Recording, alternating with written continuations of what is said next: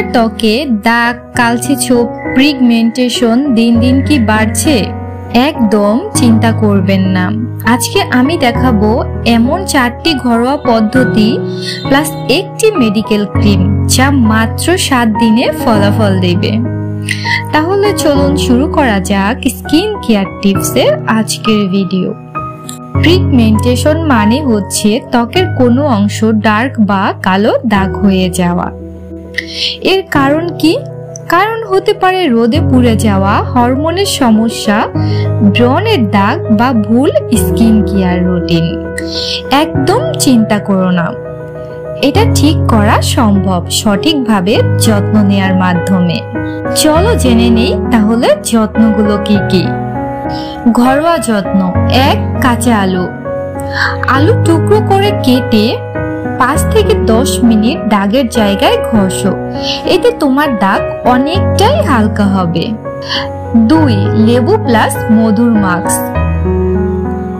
1 চামচ লেবুর রস প্লাস 1 চামচ মধু মিক্স করে 10 মিনিট দাগের উপর লাগিয়ে ধুয়ে ফেলো। যদি তোমার স্কিন সেনসিটিভ হয় তাহলে এটি বাদ দাও। 3. Aloe vera gel.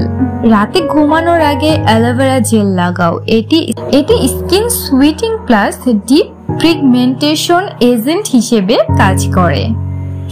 এবার বলবো ডার্মালজিস্ট রিকমেন্ডেড বেস্ট মেডিকেল ক্রিমের কথা। মাত্র একটা ক্রিম, কোজিভিট আলট্রা ক্রিম।